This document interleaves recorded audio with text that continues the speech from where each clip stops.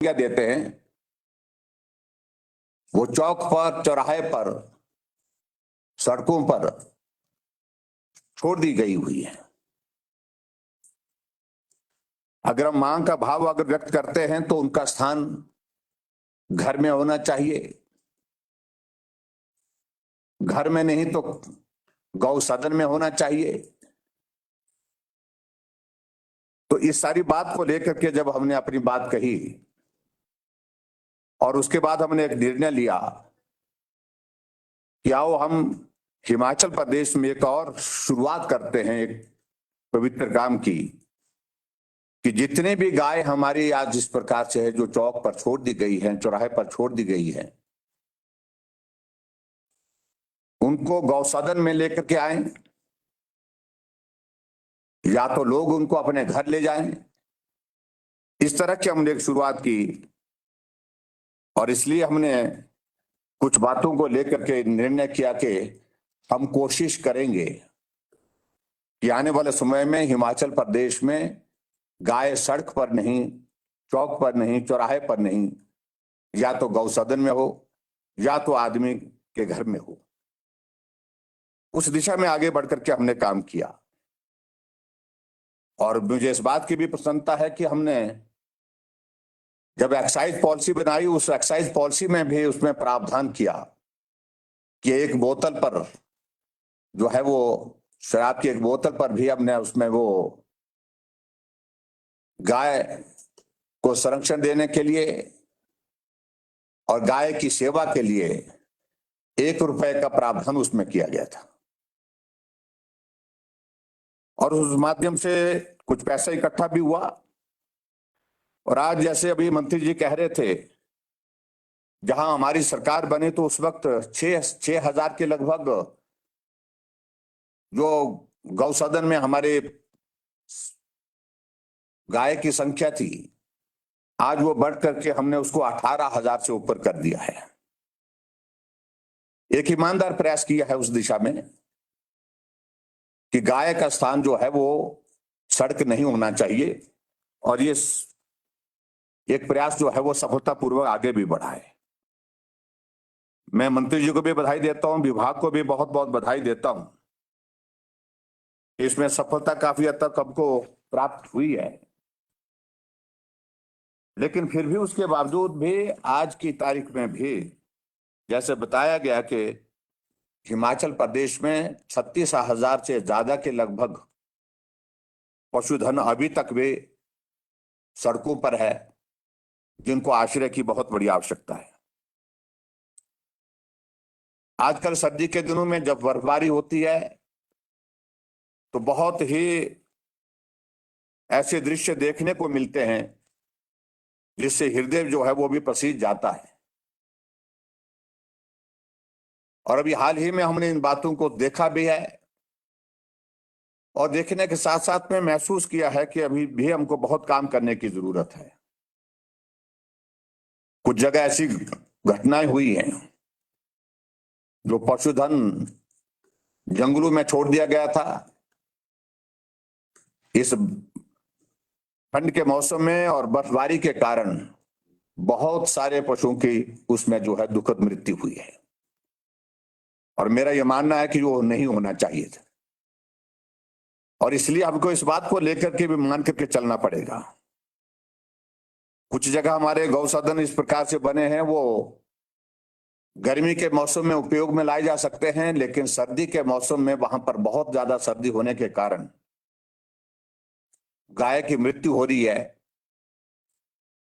और उससे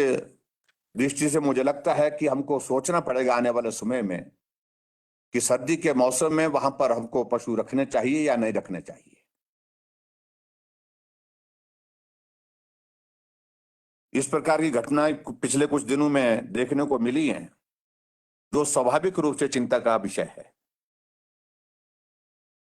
आज मुझे इस बात की खुशी है कि लगभग 2 करोड़ 22 लाख की लागत से ये गौसदन आपका सुन्नी में बनकर के तैयार हुआ है और हम आपसे इस बात के लिए जरूर निवेदन करना चाहेंगे कि सारी बातें सरकार के ऊपर छोड़ देना उचित नहीं है। अगर श्रद्धा का भाव और सेवा का भाव अगर समाज के बीच में अगर आज की तारीख में भी जागृत है, बचा है, तो हमको ऐसे पुण्य के काम में आगे बढ़कर के सहयोग देने के लिए आना चाहिए। और इसलिए मैं सुन्नी के सभी भाई और बहनों से भी इस बात के लिए निवेदन करना चाहूंगा कि इस पुण्य के काम में आप भी जुड़े। सरकार की ओर से हमने व्यवस्था की है, जितने भी इस प्रकार के गौसदन में हमारी गाय होंगी उनके लिए 500 रुपए देने का प्रावधान ये भी हिमाचल प्रदेश की सरकार में पहली बार हुआ। 500 रुपए की मदद के रूप में उनको सहयोग देने की हमने बात कही है। और मुझे इस बात को लेकर के ये भी प्रसन्नता है कि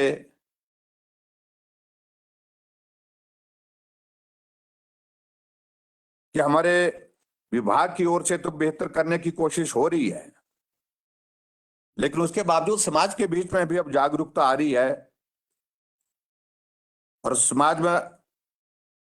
ये जागरूकता आने वाले समय में हमारे लिए उपयोगी भी होगी और सहयोगी भी होगी।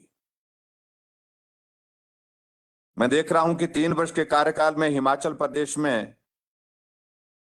31 करोड़ 16 लाख 32 हजार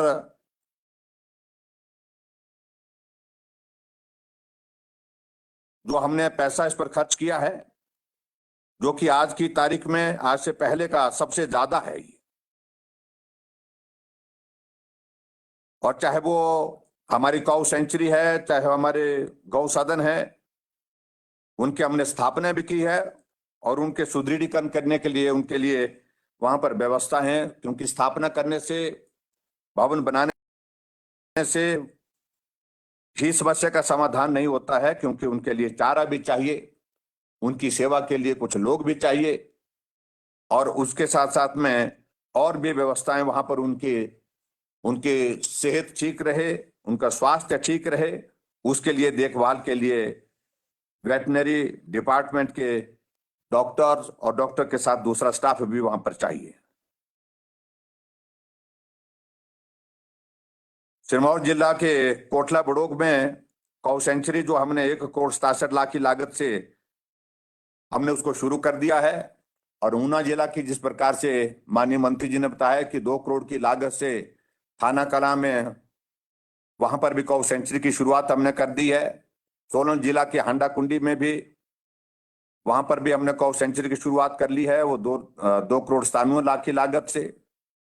और हमीरपुर जिला के खैरी में 2 करोड़ 56 लाख की लागत से वहां पर भी हमने गौसदन की शुरुआत की है, वहां पर पूरा कर लिया है। और कांगड़ा में भी लुथान में लगभग 3 करोड़ 60 लाख की लागत से वहां पर भी इस कार्य को पूरा कर चुके हैं हम, और उसका बहुत जल्दी हम कोशिश करेंगे उसकी भी उद्घाटन करके उसको भी समर्पित कर देंगे। और इसी प्रकार से आज आपके सुन्नी में भी ये किया गया, और सुन्नी के इस गौसदन में जो मुझे जानकारी मिली है कि अच्छी संख्या में वहां पर, जिसमें लगभग 500 बेसहारा गौवंश को आश्रय प्रदान किया जा सकता है, और आने वाले समय में अगर इसको बढ़ाने की दिशा में अगर काम करने की जरूरत महसूस हुई तो वो भी किया जाएगा। और इस प्रकार से बहुत सारी चीजों को लेकर के मैं बहुत लंबी बात नहीं कहना चाहूंगा, लेकिन मैं इतना जरूर कहना चाहूंगा कि आप सब लोग इस पवित्र कार्य में जुड़े हैं, और इस पवित्र कार्य को हमको आने वाले समय में और तेज गति से आगे बढ़ाना है। हमारी कोशिश रहेगी कि 6 महीने के अंदर अंदर जितने भी जो हमारे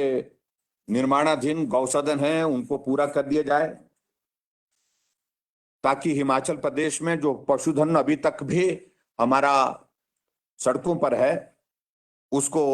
गौसदन में या गौ सेंचुरी में,